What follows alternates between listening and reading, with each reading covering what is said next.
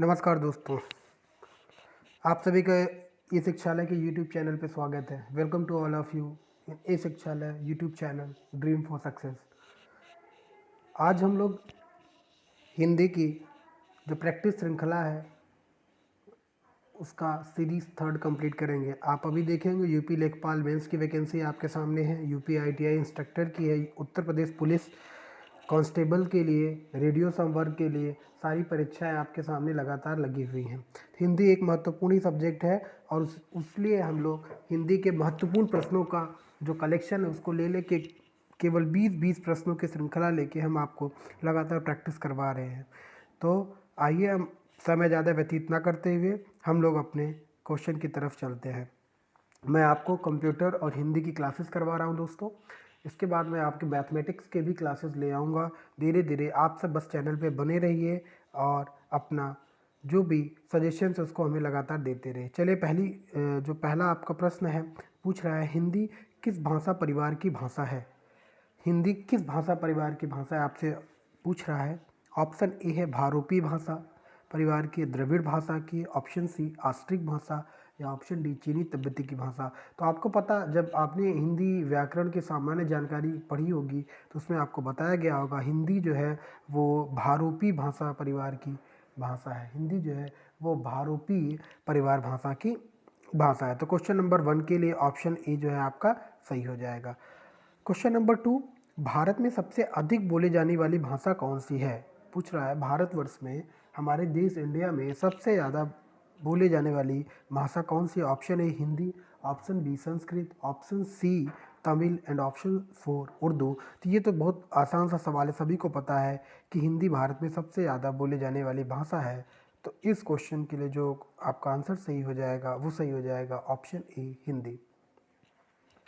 Question number 3, प्रश्न संख्या 3 आपसे कह रहा है हिंदी भाषा का जन्म हुआ है।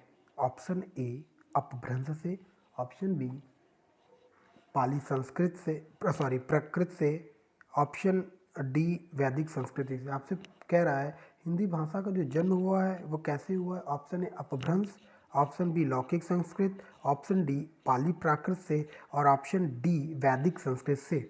तो आप इस प्रश्न का जो आंसर हो जाएगा, हिंदी भाषा का जन्म अपभ्रंश से हुआ है। ऑप्शन ए जो है सही हो जाएगा प्रश्न संख्या 3 के लिए। मित्रों, जितने भी क्वेश्चन हैं इस सीरीज़ में वो कहीं ना कहीं आए हुए प्रश्न हैं और बहुत ही इम्पोर्टेंट हिंदी के हिसाब से प्रश्न है। तो आप एक एक प्रश्नों को देखिए और इनको अपनी प्रैक्टिस में रखिए ताकि एग्ज़ाम में आप इन सबको कर पाएँ।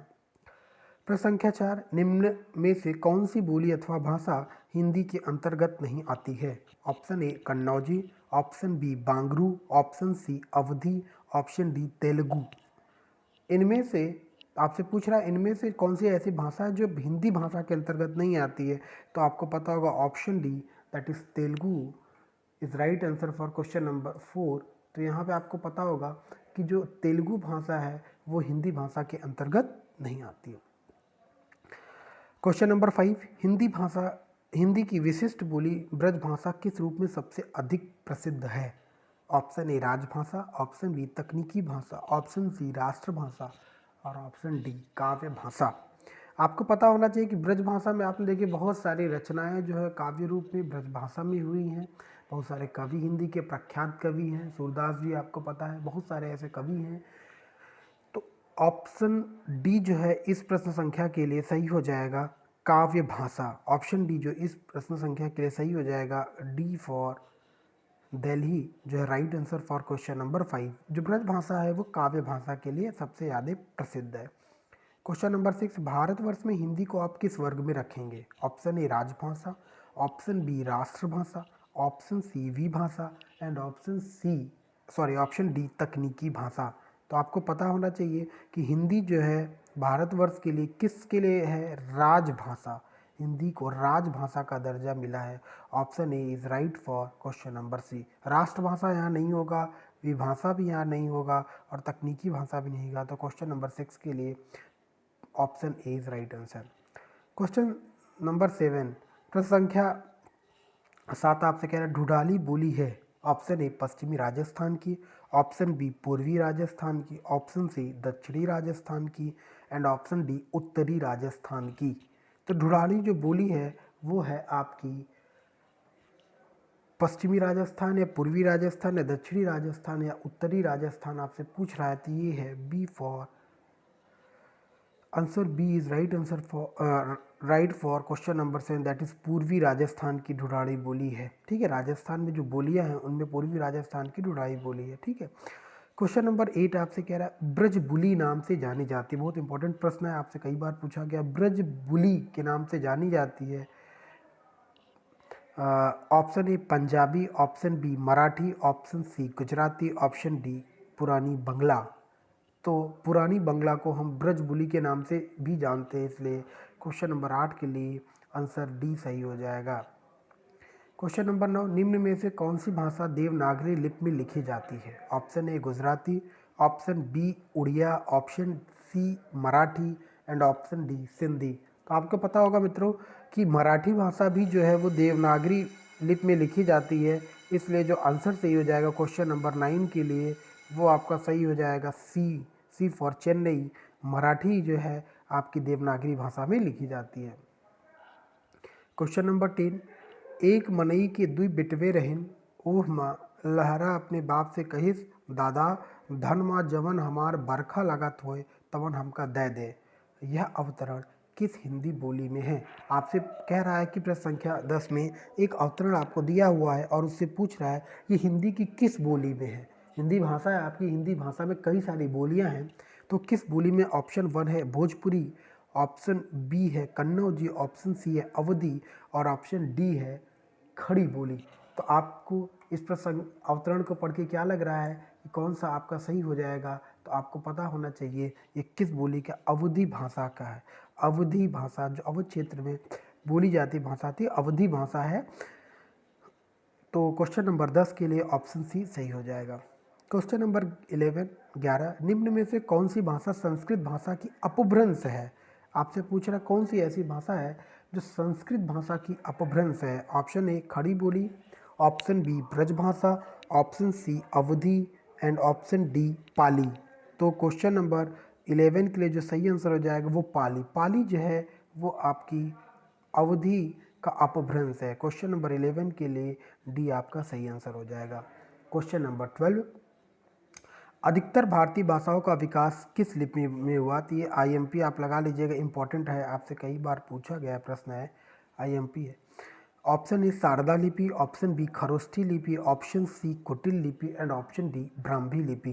तो अधिकतर जो भारतीय भाषाओं का विकास हुआ है वो ब्राह्मी लिपि से हुआ है। ऑप्शन डी जो है वो सही हो जाएगा, ब्राह्मी लिपि से अधिकतर भारतीय भाषाओं का विकास हुआ है। क्वेश्चन नंबर 13, क्वेश्चन नंबर 13 आपसे कह रहा है हिंदी भाषा किस लिपि में लिखी जाती है? मोस्ट इंपॉर्टेंट क्वेश्चन है, आसान भी है, जो लगातार पढ़ रहे हैं बच्चों उनके लिए बहुत आसान क्वेश्चन होगा। आपसे पूछ रहे हैं हिंदी भाषा जो लिखी जाती है वो किस लिपि में लिखी जाती है? Option A Gurmukhi, option B Brahmi लिपि, ऑप्शन सी देवनागरी लिपि एंड ऑप्शन डी सौराष्ट्रीय लिपि। तो क्वेश्चन 13 का जो सही आंसर हो जाएगा वो सी हो जाएगा, देवनागरी लिपि जो है हिंदी भाषा जो। प्रश्न संख्या 13, हिंदी भाषा किस लिपि में लिखी जाती है? तो इसका जो राइट आंसर हो जाएगा वो देवनागरी लिपि में लिखी जाती है। क्वेश्चन नंबर 13 के लिए ऑप्शन सी सही हो जाएगा। प्रश्न संख्या 14, वर्तमान हिंदी का प्रचलित रूप है। आपसे पूछ रहा है जो हिंदी है इस समय भाषा उसका प्रचलित रूप क्या है? तो आप option A Awadhi, option B Brajbhasha, option C Khari Boli and option D Devanagari. तो आपको पता होना चाहिए कि सबसे नीरज जी प्रश्न संख्या आपसे 13 कह रहा है वर्तमान में हिंदी का प्रचलित रूप है, तो ऑप्शन सी इसका खड़ी बोली सबसे ज़्यादा बोले जाने वाली इस समय प्रचलित रूप है हिंदी का। क्वेश्चन नंबर 15 आपसे कह रहा है 15वां क्वेश्चन, हिंदी भाषा की बोलियों के वर्गीकरण के आधार पर छत्तीसगढ़ी बोली है। ऑप्शन ए पूर्वी हिंदी, ऑप्शन बी पश्चिमी हिंदी, ऑप्शन सी पहाड़ी Hindi and option D Rajasthani Hindi. तो आपको पता है छत्तीसगढ़ जो बोली है वो पूर्वी हिंदी है, तो ऑप्शन ए जो है क्वेश्चन नंबर 15 के लिए सही हो जाएगा, पूर्वी हिंदी जो है आपका यहाँ पे सही हो जाएगा। क्वेश्चन नंबर 16, निम्नलिखित में से कौन सी पश्चिमी हिंदी की बोली नहीं है? कौन सी पश्चिमी हिंदी की बोली नहीं है? Option A Bundeli, option B Brajbhasha, option C Kannauji, option D Bagheli. तो क्वेश्चन नंबर 16 के लिए आपसे पूछ रहे पश्चिमी हिंदी की बोली नहीं है, पश्चिमी हिंदी की बोली आपको बताना है कि नहीं है। ठीक है, तो आपको यहाँ पे ऑप्शन ए जो बुंदेली है, ऑप्शन बी जो है ब्रज भाषा है, और ऑप्शन जो सी है कन्नौजी, और ऑप्शन डी बघेली। तो option D is right answer for question number 16। Bagheli जो है वो पश्चिमी हिंदी की बोली नहीं है।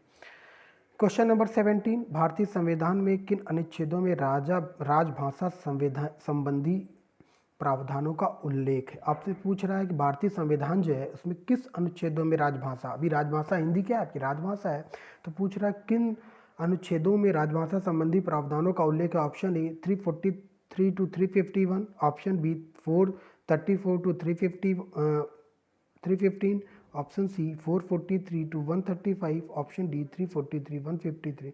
तो आपका ऑप्शन जो है सही हो जाएगा नंबर ए की भारतीय संविधान में राजभाषा संबंधी जो प्रावधान है वो अनुच्छेद 343 से लेकर अनुच्छेद 351 तक है।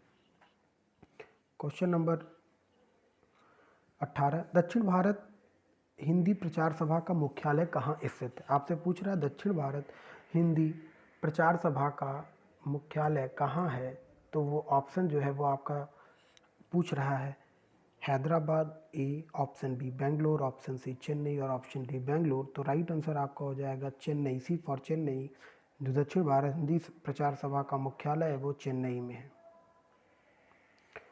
क्वेश्चन नंबर 19, हिंदी भाषा के विकास का सही अनुक्रम कौन सा है, मतलब हिंदी भाषा का विकास कैसे कैसे हुआ है, तो वो आपसे ऑप्शन पूछ रहा है। ऑप्शन ए पाली प्राकृत अपभ्रंश हिंदी, ऑप्शन बी प्राकृत अपभ्रंश हिंदी पाली, ऑप्शन सी अपभ्रंश पाली प्राकृत हिंदी, ऑप्शन डी हिंदी पाली अपभ्रंश प्राकृत।